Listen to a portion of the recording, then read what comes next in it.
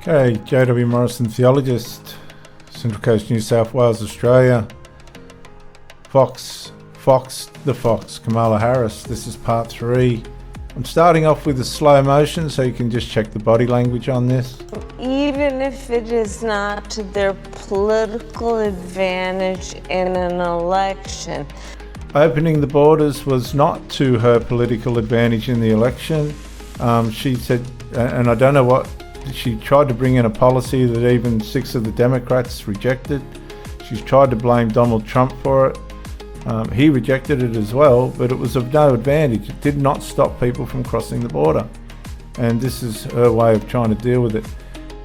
The problem that she's trying to fix is the problem that she created, and it was never going to be to her political advantage. That's how silly, unwise, and to some extent evil Kamala Harris is. Because there was a solution, Brett. There never needed to be a solution. The momentum of the border being protected to the best of the advantage of the American government was in place with Donald Trump. And when Kamala Harris and Joe Biden come into the leadership of the United States, President and Vice President, they completely pulled it apart. She is deluded. She's absolutely deluded because she's not telling the truth. She's trying to get people to participate in a fantasy. Madam Vice. And that's pathological, which J.D. Vance said in the last part of our video. Times for a drink during that one particular answer. So what she did is essentially, because Joe Biden is deeply unpopular right now, Senator, is she declared her independence from him and said her administration would not be a continuation of Joe Biden's presidency. Do you believe that? No, not at all, Steve. I mean, look, the entire theme of her campaign is that she hasn't even met the person that's the president, even though she's his sitting vice president and ran along the ticket with him. She is, of course, the deciding vote in trillions of dollars of Joe Biden's spending. She bragged about being the last person in the room when major decisions were made. But we have to sort of step back and appreciate there is something pathological going on here. She has been in power for 3.5 years. And when asked about how she would be different, she goes and talks about Donald Trump. And when when it's pointed out, well, you've actually been in office for 3.5 years, she says, well, he's been talking about politics for 10 years.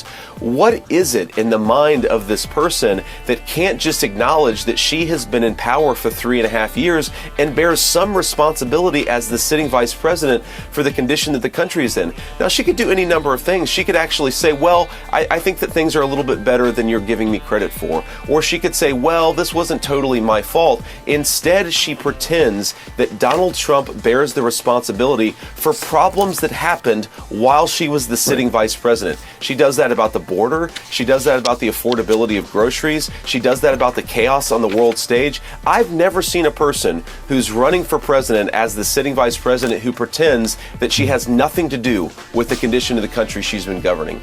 This is the state this woman's in. She's got see, if she gets into power, she'll take no responsibility, accountability for things that she causes to go wrong. I'm going to bring this back up to speed and we'll continue on. It was a policy decision in the early part of your administration. I will let one of the mothers talk about it. Take a listen. Because of the Biden-Harris administration open border policies catch and release, they were enrolled in the Alternatives to Detention program. This meant that they were released into the United States. It was not even a full 3 weeks later that they would take my daughter, Jocelyn Nungare's life. I believe the Biden-Harris administration open border policies are responsible for the death of my daughter.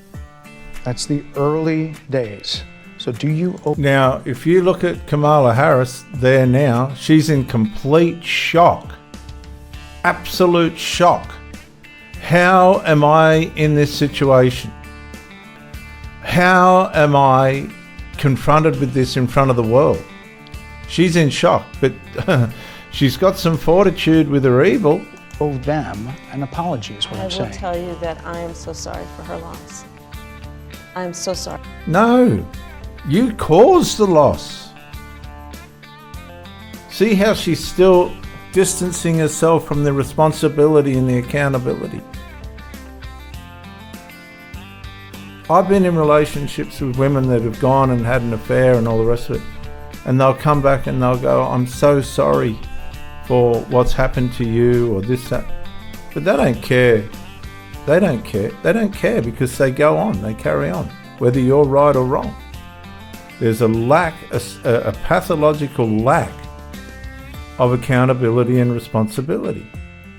Sorry for her loss. Sincerely. But let's talk about... Now, watch what she does. Okay, let's get away from that. I don't care about that. That's basically what she's saying. And she's pointing the finger.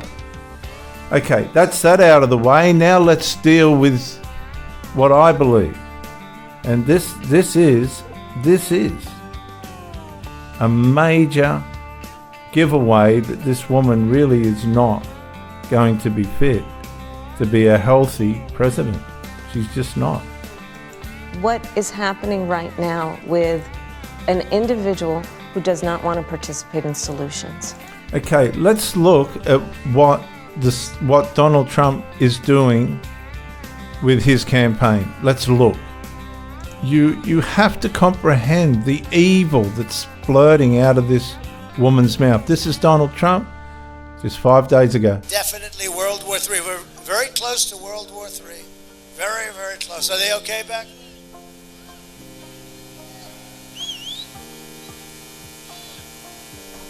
Sorry about the buzzing. Somebody's taken sick. Take your time, doctor. Doctor.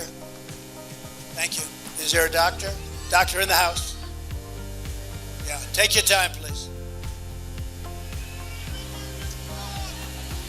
Don't forget, they've been here for 2 days, 3 days. These guys have been here for a long time, so take your time.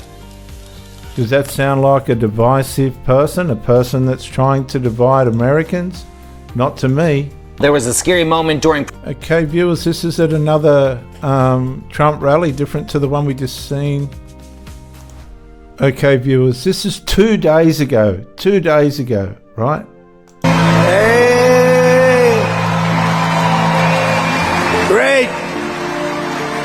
We love that man. Donald Trump stops the meeting. 2 Trump supporters required medical attention at the town hall with the former president and Kristi Noem, South Dakota's governor in Pennsylvania. The event was interrupted twice by medical emergencies on Monday night when people reportedly fainted in the hot venue, which apparently was the air conditioning may have been tampered with. Trump then spent half an hour standing on stage and occasionally dancing to the music while these people were being medically attended to. Now, does that sound to you like whatever Kamala Harris is trying to explain? That sounds something that's close to the Lord Jesus Christ. This man is Christian. Stand up next to you and defend her still today. Hold it, please. A doctor, please. Doctor. Our first responders are amazing, the way they can do things so beautifully and quickly. This is 2 days ago. Hey! Hey! Great! We love that man.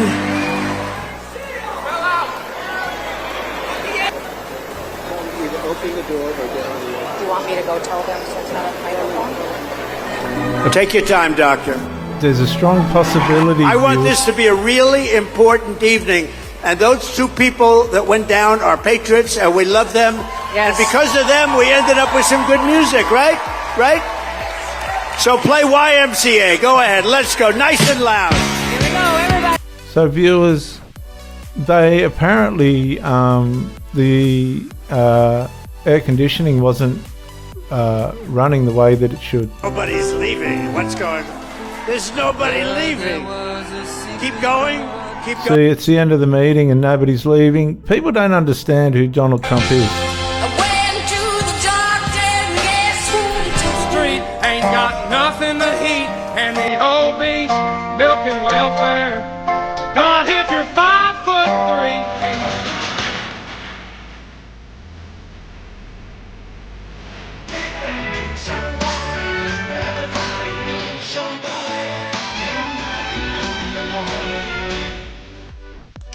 So you want to listen to the evil that's coming out of Kamala Harris's mouth? It's just there in black and white. This interview was yesterday. She knew that Donald Trump would stop those meetings for those people, and she's blurbing this evil about him out. This is severe Trump. What's it called? It's a syndrome. It's actually character assassination. She's assassinating by way of character Donald Trump, and he is not what she's portraying him as. Let's talk about that as well. But do you want to answer in her? all fairness, I told you I feel awful for what she and her family have experienced. But she doesn't feel responsible, does she? That's a major sign of somebody that's got a severe character flaw. And you can see the stress on her face. She is stressed. During that time, you said repeatedly that the border was secure. When in your mind did it start becoming a crisis? I think we've had a broken immigration system transcending, by the way, Donald Trump's administration. Now it's got ups again. Now she's going back to the Democrats before her. She's throwing her own party under the bus. Anything to deflect the focus from herself. Before. Let's all be honest about that. I have no pride. The problem here is there's no honesty, viewers. The honesty has to be confronting the issue now, which she is not doing. She's dancing around the facts. She's dodging the specifics of the question. She's deflecting and blame shifting all the problems that are revolving around her. She doesn't look comfortable. And saying that this is a perfect immigration system, I've been clear, I think we all are. Well, it's definitely not a perfect immigration situation because she shut the border. She's opened the borders, excuse me. She's opened the borders. And now that she's being confronted with all the consequences of that, even the death of innocent Americans because of these people that have got different cultures where they can run around and think they can rape people and kill people. This woman has got a lot of things to answer for, and she's not prepared to do it. That it needs to be fixed. We need more. I was just down at the border talking with border agents, and they will tell you, and I'm sure I know you investigate and you They've been telling her for the last 3.5 years, please shut the borders again. She's trying to praise the interviewer to get a bit of mercy here. If you can see, that's like a mercy pose, as it were, a mercy posture. She's in trouble here. She knows she's in the hot seat. The fox is in the cage. She's spoiled the vines, and she's being busted. A serious journalist, they will tell you we need more judges. We need to process those cases. Okay, so now she's trying to waste time. She's telling people things that they already know, but she hasn't done anything about it. Faster, we need the support for those cases that should be prosecuted. They need more resources, and Congress... And you know what? Why hasn't she supplied those resources? And now she's throwing Congress under the bus. This woman will not be responsible or accountable for her actions. She's dangerous. Ultimately is the only place that's going to get fixed, Brett. Well, that's how this system works. That's the premise of this question. There were 90 plus executive orders that were rescinded in the first days. Many of those were Trump border policies. I'm not going to stay here because there's other things to talk about, but you frequently talk to the border. Now, you just quickly watch the scowl on her face. See the scowl on her face? She is not happy. She is not happy. Other things to talk about, but you frequently talk to the Border Patrol Union for support of that bipartisan bill, and they did. They supported it. But they also just endorsed Donald Trump and said, you've been, quote, a failure with border security. Why do you think they said that? America, I have a message for you. This November, we have a choice to make. Continue the chaos.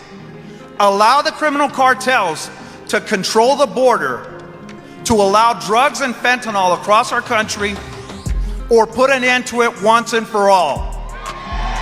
On behalf of the 16,000 men and women represented by the National Border Patrol Council, we strongly support and endorse Donald J. Trump for President of the United States.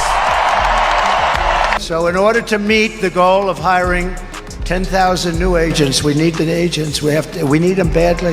After I win, I will be asking Congress immediately to approve a 10% raise. I haven't had one in a long time for all agents. Does that sound like somebody that's trying to cause a problem to you? That man's genuine. He does what he says. And a $10,000 each retention and signing bonus. So we're going to retain them. Well, you just heard it with your own two ears. It's nothing like what Kamala Harris is saying.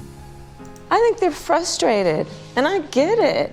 They want some. No, she doesn't get it because she hasn't offered them any help. She's been in for 3.5 years. This woman's crucifying herself in front of the world. She's not convincing because she's lying. Support. They want support, and that's what that border security bill would have done. She didn't need the border security bill to get the support. All she had to do, as she said, is swipe a pen. The county's DA's office. And I learned, I think I was, 22 when I started that work. I learned that with the swipe of my pen, I could charge someone with the lowest level offense. And because of the swipe of my pen, that person could be arrested. They could sit in jail for at least 48 hours. They could lose time from work and their family maybe lose their job. They'd have to come out of their own pocket to help hire a lawyer. That doesn't sound very positive, does it? What the hell? They'd lose standing in their community. All because of the swipe of my pen. Weeks later, I could dismiss the charges, but their life would forever be changed. So I learned at a very young age the power to impact real human beings that we have when we hold these offices. And that doesn't sound real positive to me. Why hasn't she used that the second greatest power in the United States to reverse what she's done at the border? Oh my goodness, this woman. I know you investigate and you are a serious journalist. They will tell you, we need more judges. We need to process those cases faster. We need the support for those cases that should be prosecuted. Well, why hasn't she done it? Why hasn't she done it? Because she doesn't care. They need more resources, and Congress ultimately is the only place that's going to get fixed, Brett. No, that's a lie. No, she's the Vice President of the United States. The swipe of a pen will fix those minor problems. Well, that's how this system works. That's the premise of this question. There were 90-plus executive orders that were rescinded in the first days. Many of those were Trump border policies. I'm not going to... Okay, so she swiped her pen to rescind 90 border policies. God. Stay here because there's other things to talk about, but you frequently talk to the Border Patrol Union for support of that bipartisan bill, and they did. They supported it. But they also just endorsed Donald Trump and said, you've been, quote, a failure with border security. Why do you think they said that? I think they're frustrated, and I get it. They want support. They want support, and that's what that border security bill would have done. These guys down at the border... That's nonsense. She didn't need the border security bill to give the border security people support. Many of those were Trump border policies. I'm not going to stay here because there's other things to talk about, but you frequently talk to the Border Patrol Union for support of that bipartisan bill, and they did. They supported it. But they also just endorsed Donald Trump and said, you've been, quote, a failure with border security. Why do you think they said that? I think they're frustrated, and I get it. They want support. They're burdened, which is one of Kamala Harris's big words, by her negligence. They're burdened by her absolute negligence. They want support, and that's what that border security bill would have done. These guys down... She didn't need a border security bill to provide that, and you can see that. That's... She doesn't believe what she's saying. She's lying. That's a face of deception. That's a face of unbelief. The border, these men and women, they're working hard. They're working around the clock. We know that. I get it. There's a lot of people that... She doesn't get it because she hasn't done anything about it. Look back at what you said in 2019 when you first ran for president. And there have been changes, and you've talked about some of them. When it comes to immigration, you supported allowing immigrants in the country illegally to apply for driver's license, to qualify for free tuition at universities, to be enrolled in free health care. Do you still support those things? Listen, that was 5 years ago, and I'm very clear that I will follow the law. I have made that statement over and over again. And now, following the law means if that law allows those things to happen, she will not oppose it. That means she'll just carry on with what he just said. If she's saying, well, I'll just follow the law, if these things that the interviewer's talking about are part of the law, she'll just carry on with it. She will not stop it.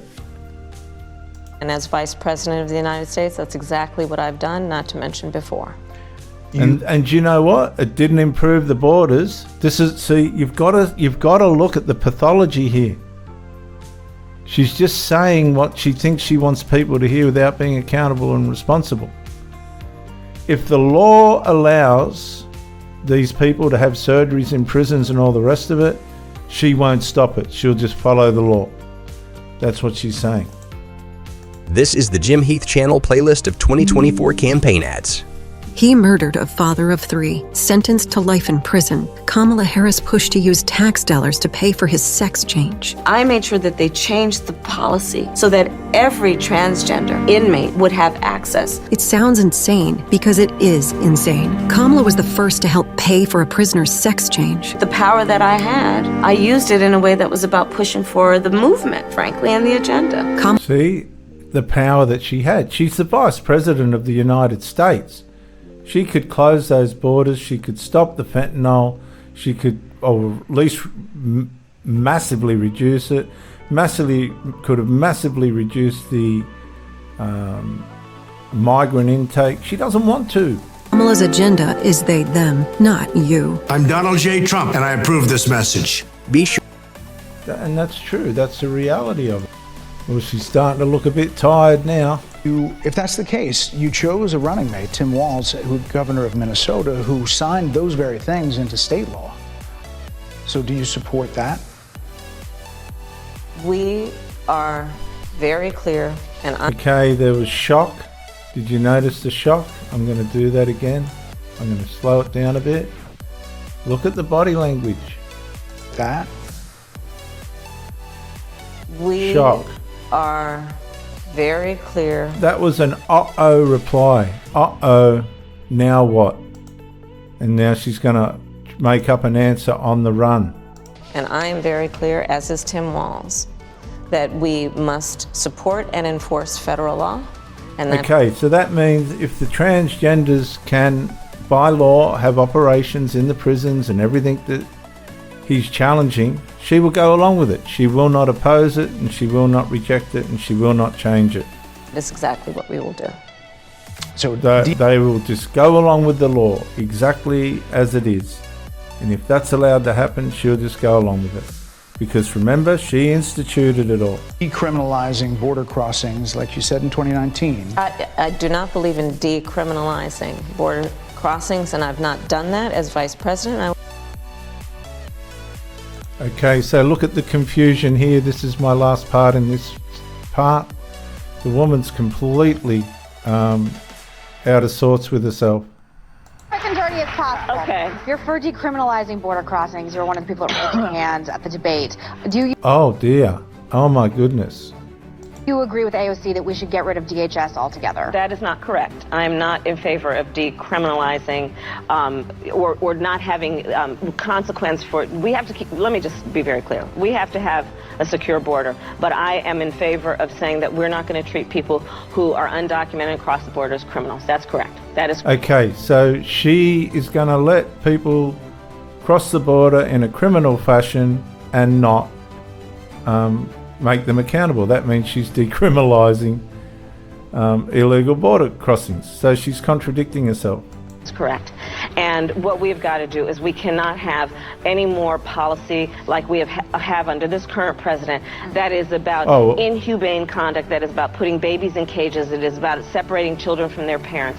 And we have got to have policy that is about passing comprehensive immigration reform with a pathway towards citizenship, shutting down these private detention Clarify this for me, though, because yes, I do find it confusing. Yes. I believe if someone crosses over the border, it is illegal, and you would decriminalize it. I would not make it a crime punishable by jail. She would decriminalize it. This is the word salad. It should be a civil enforcement issue, but not a criminal enforcement issue. Okay.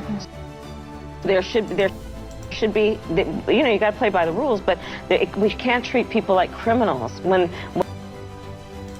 Viewers, if somebody's a criminal, they're a criminal. And that's all there is to it. I'll catch you in the next session. Bye for now.